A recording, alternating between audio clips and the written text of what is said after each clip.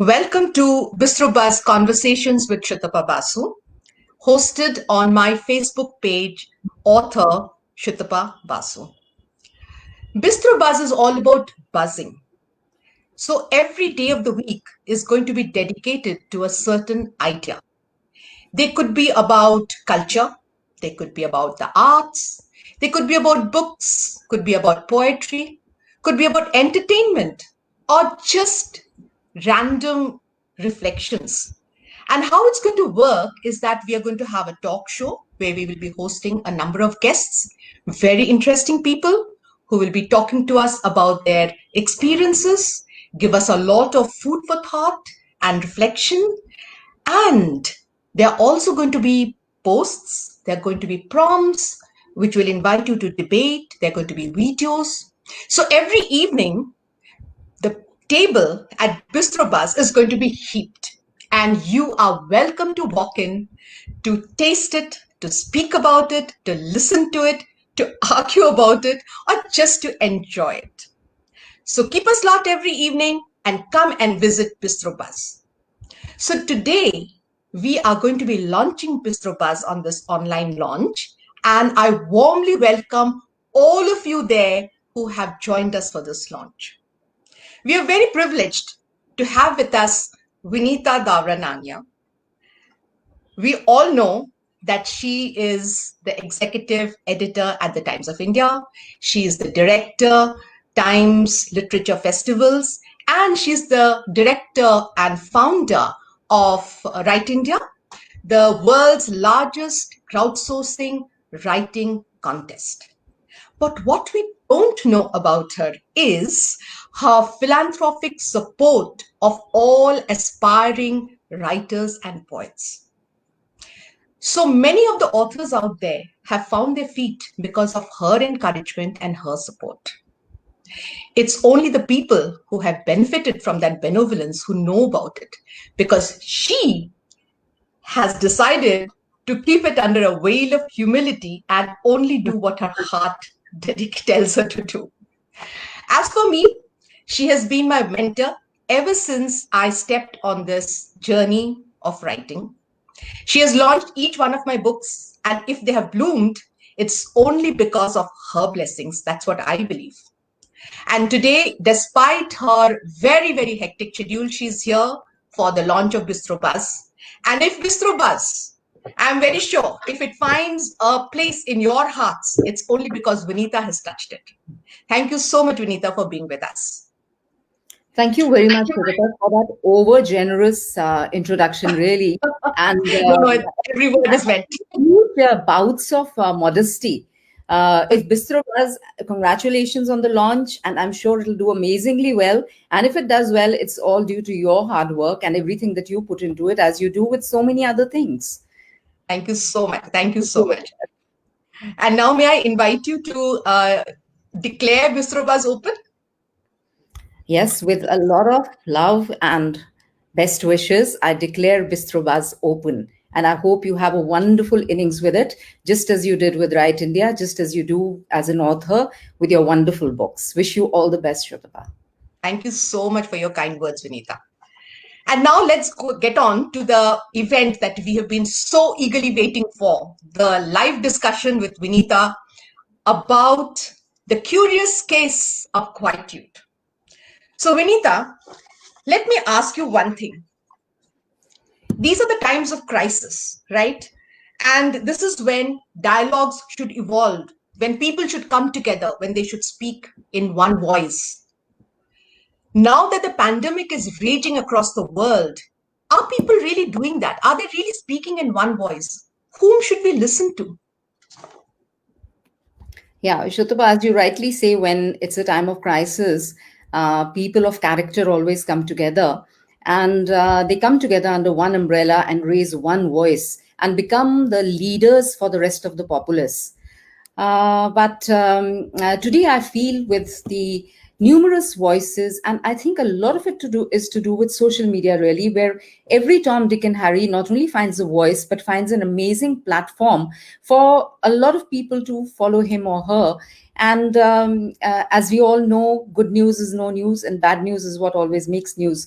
So you raise a lot of a lot of noise over something, you bring up something negative, you pull down things, and you have 1,000 followers coming after you and repeating what you've said. There are a lot more naysayers out there than people who encourage others and who say positive things, despite so many people telling us all the time, be positive, stay positive. But still, there's something within us which attracts us more to the negative and to repeat the negative rather than the positive things.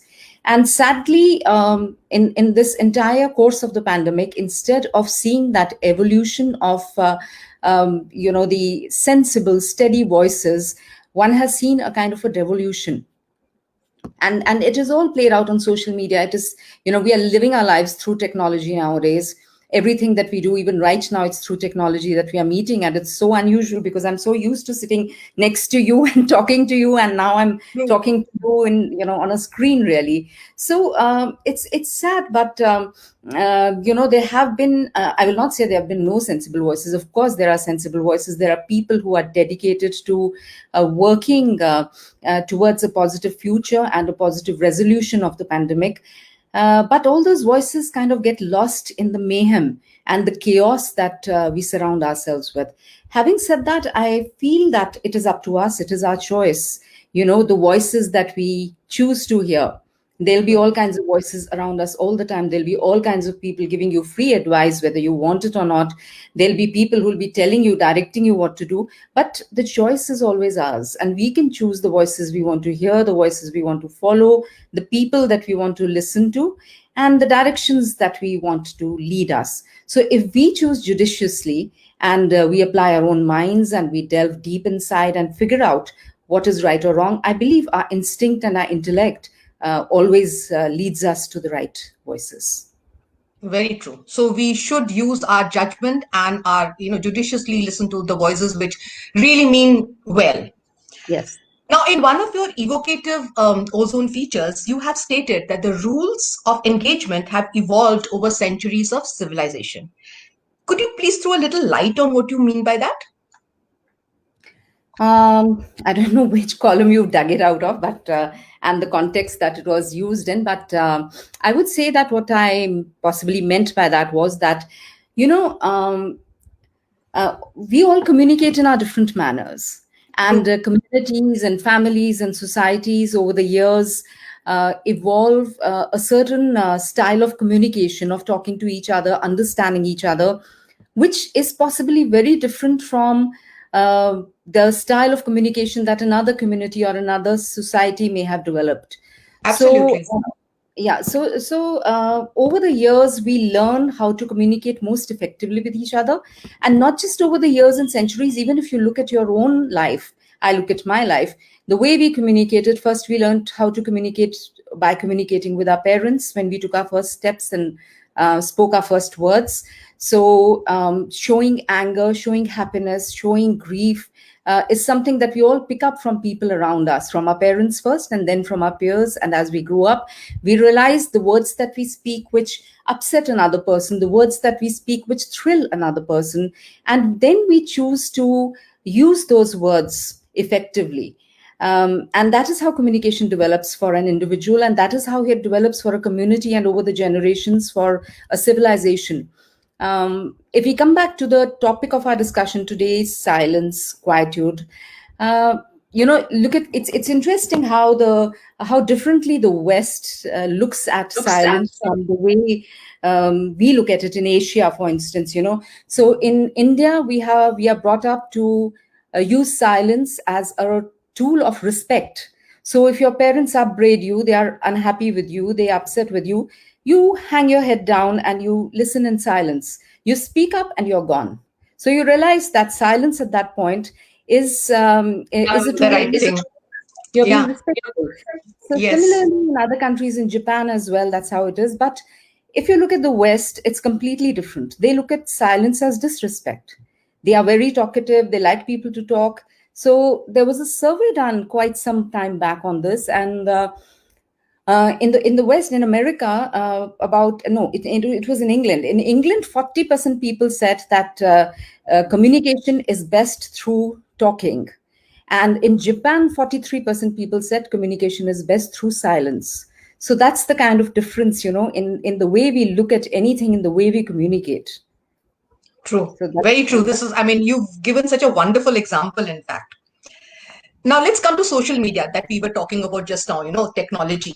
So one of the dangers of being on social media is to be trolled.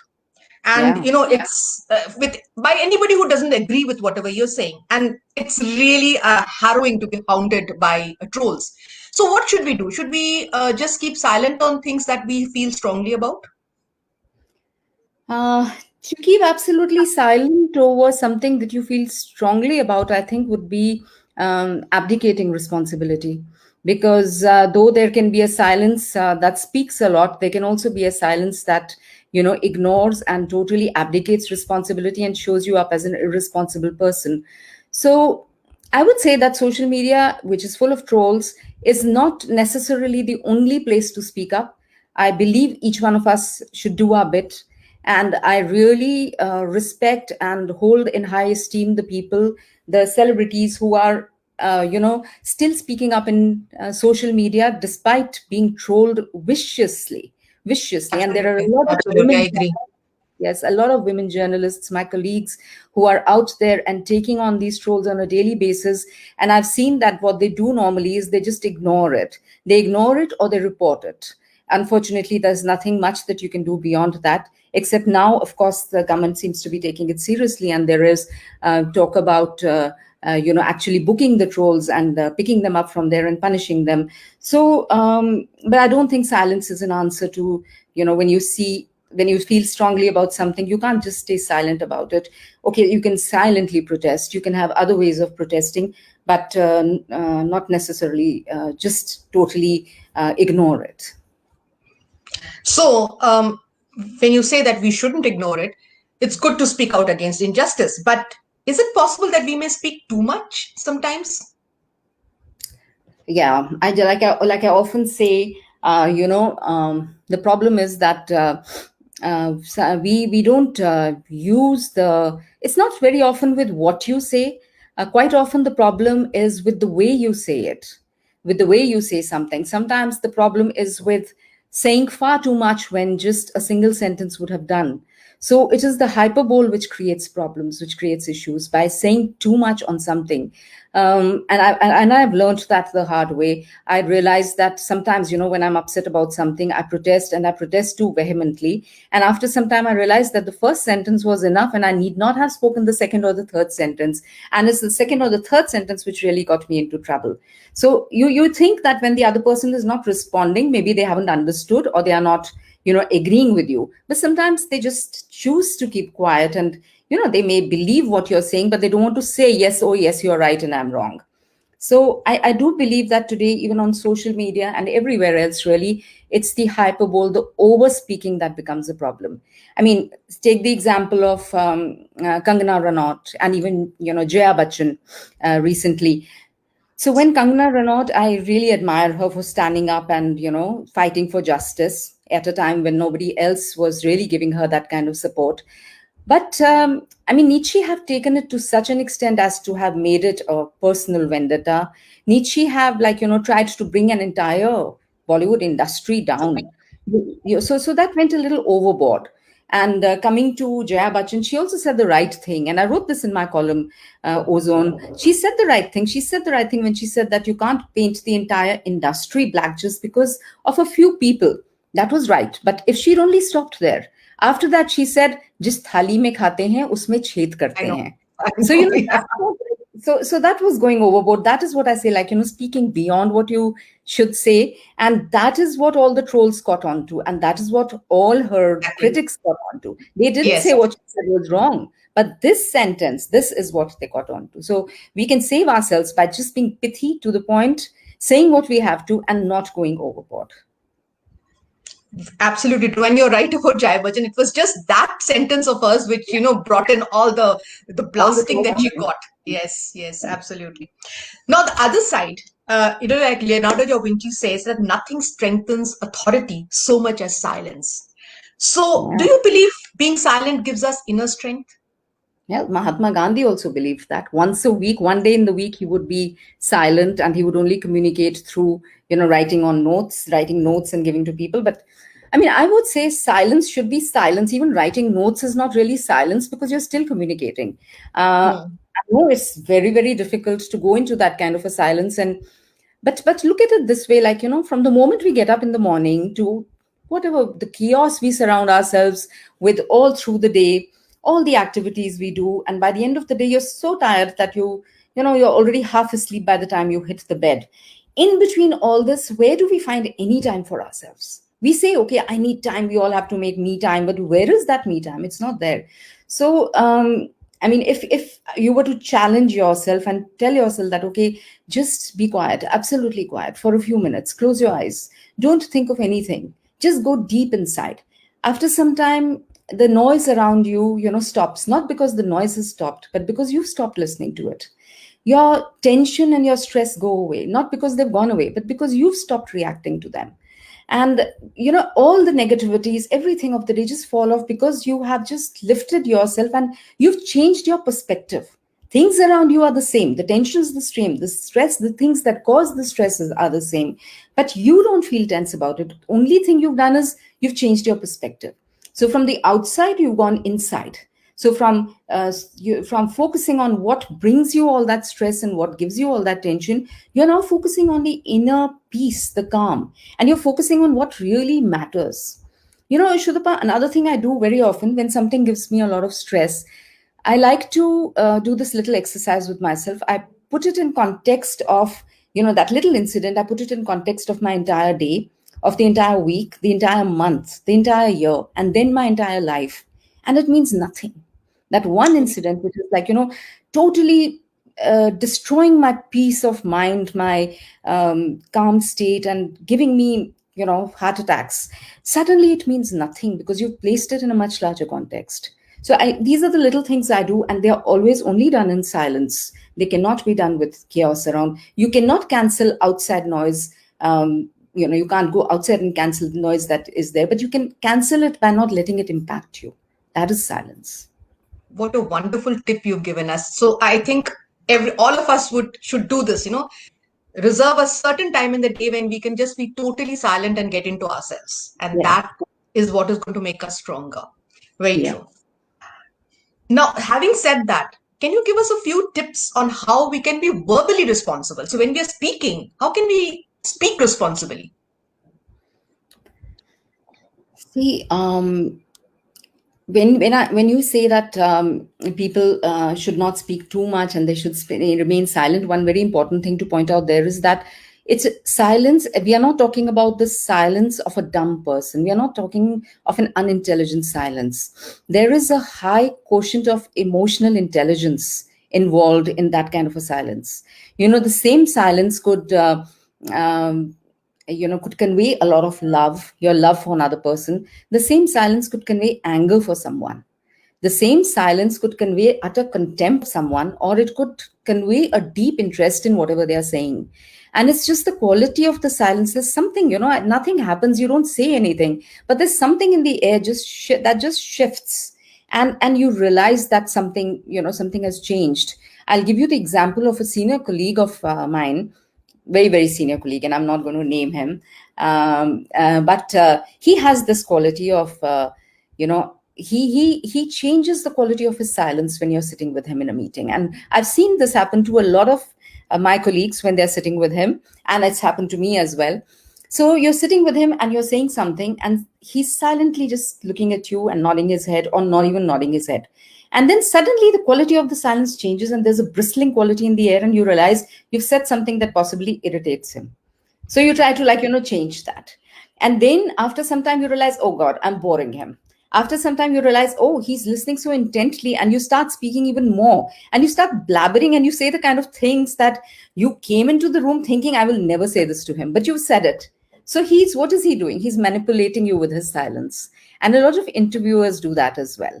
Lots of interviewers do that. They manipulate you with silence. They'll keep quiet, and people should be very careful not to jump in, and say things that they meant never to say. In that. So that's a clever manipulation of, clever use of silence. So coming back to your question of, you asked that how can we, sorry, could you just repeat your question? So what you just said is that while silence can be eloquent, silence can also be very dangerous. So we have to be careful as well when somebody is, there's a long silence that is coming from somebody. We have to gauge what is the silence all about.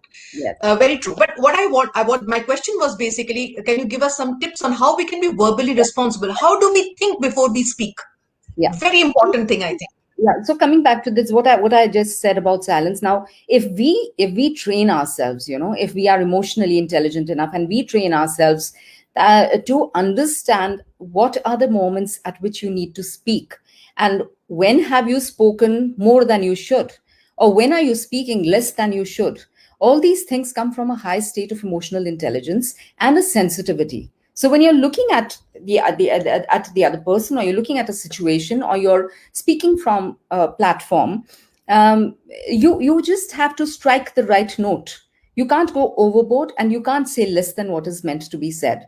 So I guess a lot of deep information, deep thinking about what you're going to be saying, and learning, experience teaches you. Learning by observing other people and their reactions and their responses. That's a very important part of, knowing what is the right thing to say to the right person. There could be 5 different people that you're communicating with, and even if you have to communicate the same thing to them, you need to have 5 different ways of communicating it to them, because each one of them will, react and respond differently to whatever you're saying, and not just what you're saying, but possibly the tone that you're using, the facial expressions you use, the body language you use. Sometimes you may give out a laugh, and the other person will say, "What are you laughing at? What's funny?" And yet another person may understand instinctively what you're laughing at and start laughing with you. So you could hurt somebody with the same laughter, and you could make somebody else very happy with the same laughter at the same moment. So I guess it's a more intuitive understanding of people, situations, and the topic that you're talking about, and the context in which you're talking about. Very true. So, something like just a simple thing like "come here," you will say it in a different tone to a child. You will say it in a different tone to an elderly person. You'll probably say it in a different way to a friend, and you will say it in a different way to a dog, right? So completely different tones you have to use to just say the same 2 words. And yes, body language is, of course, very, very important. So basically what I understand is that when we are talking to people, or when people are silent, we have to constantly observe. We have to see how that person is reacting, and then intuitively, sort of either take the opportunity or back out of the situation. So that is what I think, that is something that most, what should I say, people who are selling use it a lot, because they have to constantly, be intuitive about their customers' reaction to whatever they're saying or whatever they're pitching, and accordingly then, manipulate the customer. So that is... And very important what you said, that you cannot go silent when you are really, when you feel strongly about something. And there is a time to speak up, when we all have to speak up, when we all have to protest. And not everybody will do it in the same way. Not everybody will go out and, go out on a protest march. Not everybody will go out and light candles. Not everybody will lay themselves out on social media for trolls to come and, attack you and abuse you. But everybody has their own ways of doing something. And so long as we step up and we do our little thing, we need not be embarrassed about not saying it on social media, not going on a protest march. So long as you know that you, with sincerity and with intelligence, you have done your bit, I think that's enough. Each one of us just needs to do our bit. That's important. Very true. And be responsible for what we're doing. In fact, sometimes stand up for it. Supposing you are saying something which is probably contrary to what everybody else is saying, you should have the argument ready for it and stand up for it. It's not that you back down just because people are, trolling you about it. So that is also important.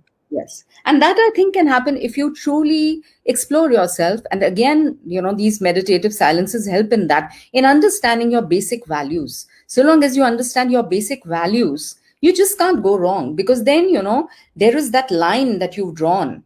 And incidentally, that's the column I've written for this coming Sunday, how to draw that line and know that beyond this line, I will not go, come what may, because this line is drawn on the basis of my deep values, of the values that I uphold in life, and there's no way that I'll cross those. Very true. And that is something that I think is what forms what we call character. Yes, absolutely. You're right. You should have your values should be there with you, and you should draw a line and not cross it, whatever may happen. So that is what forms. I think every strong, because you will know what you want to protest against, you'll know what you want to stand up for, and what it is that you want to just stay silent on. It all comes from within you. It all comes from your set of values. So we can end up by saying that quietude is actually inside you. Don't seek it outside. Look for it inside, and you will find it. Just search for it and seek it, intently and with sincerity, and it's all there. It's just for you, waiting for you to, be discovered by you. So thank you so much, Vinita. This was a fascinating discussion. This was really a fascinating discussion. And I can see all the comments. Everybody is thinking about what you're saying. There have been so many comments about the tips that you've given, and I think people are going to follow them. And basically, it was very, very fascinating. And we are all going to reflect on this. Every time we think about shooting our mouth, we will think of the words that you have said. Thank you so much. It's been my spot of sunshine in the day, really. Cooped up as we are at home in the pandemic. It's wonderful. You have actually given the sunshine to everybody else as well. Wish you all the best for Bistrobaz, and I hope you do amazingly well. And I hope to come back here again soon. Thank you. Thank you so much. Definitely we'll have you back. If you can give us time, nothing like it. It'll be lovely. Thank you so much. And thank you everybody for being with us all throughout this discussion. And Bistrobaz is going to come back with lots and lots more interesting chat shows and talk shows with interesting people. So please do visit Bistrobaz whenever you can, every evening. Thank you so much. Take care. Have a good evening. Bye. Thank you. Thank you, everyone.